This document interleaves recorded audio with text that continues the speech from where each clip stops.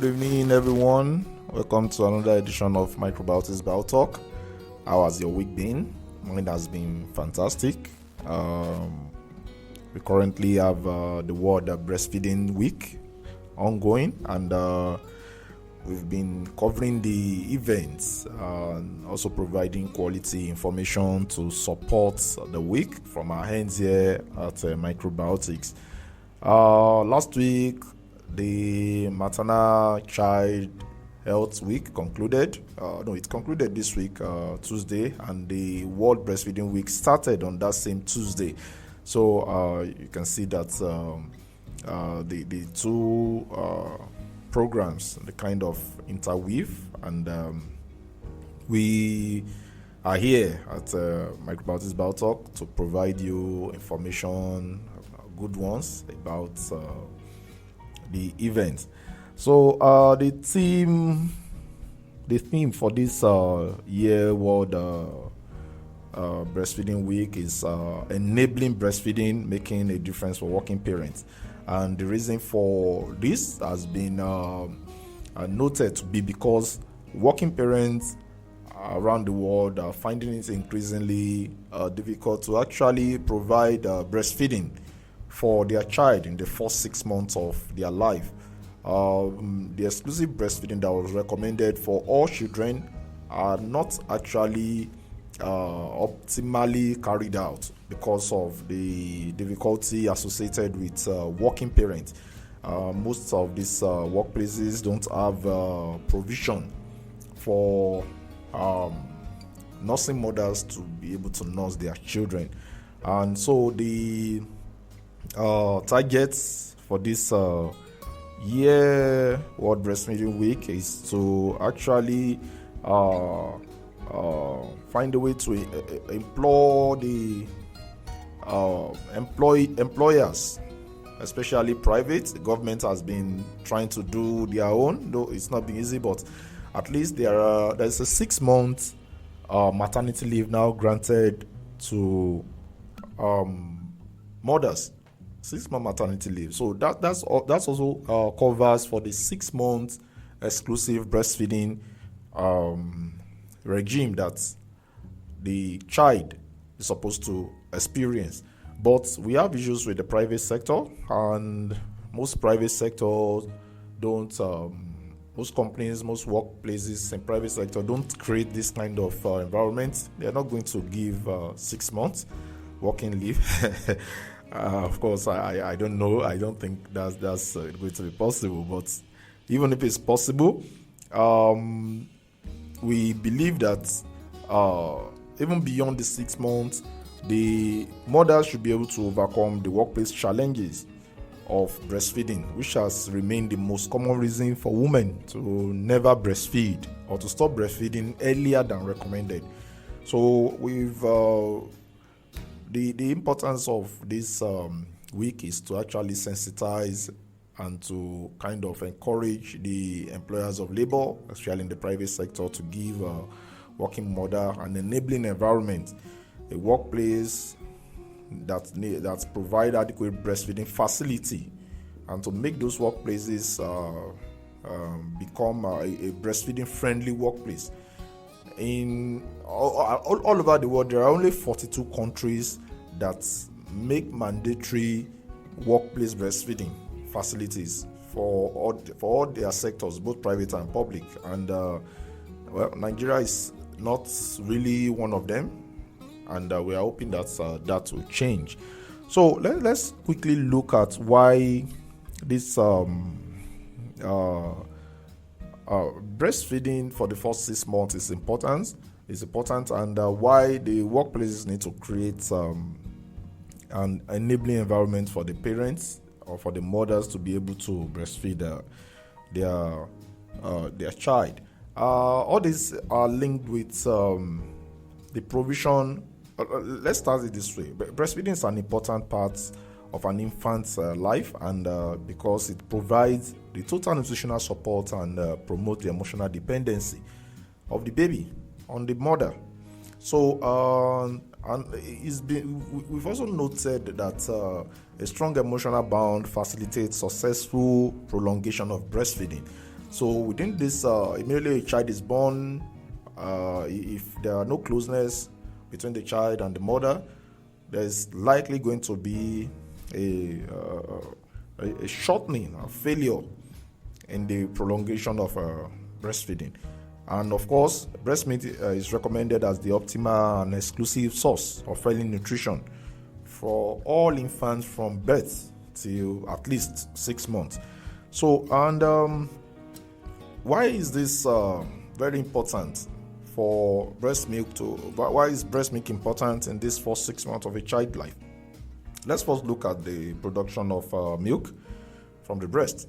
This is in stages, and the first milk that is always available for the baby is called colostrum, and the composition of the colostrum is such that the child will be able to easily assess the nutritional factors that he or she needs from the milk.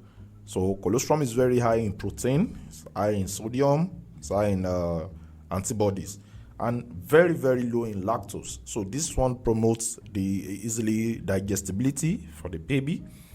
And at the beginning, let's say the first few hours, when after the colostrum has been produced, we now have an increase in the lactose content, and then other constituents, other nutritional factors started joining, so that it's the nutritional requirements for the baby will be met. So, and but there are issues of concern, just as we noted that the inability of the child and mother to bond together, we delay, or should I call it, with cut short successful breastfeeding. So establishing smooth bonding between the breastfeeding parent and the baby is very essential for successful breastfeeding.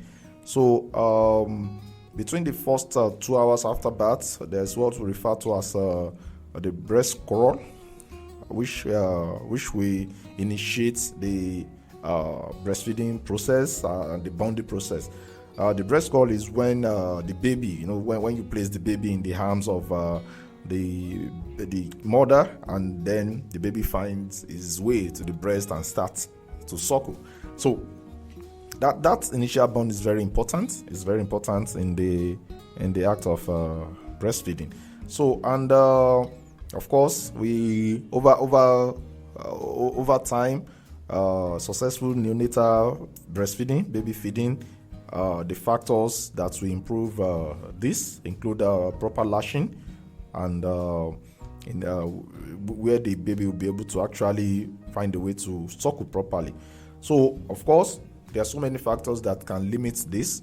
We have what we refer to as pain on part of the parent, part of the mother, anxiety, emotional instability, and this can be addressed by professionals before or after, and even after delivery. So, and this is one of the reasons why it's actually very important to allow a mother and a child to actually have that closeness. So that's why workplaces must provide that environment for that closeness. Because if the child and mother are not close, lactation will be delayed. Lactation will be very, very difficult to achieve. Lactation is very difficult to achieve.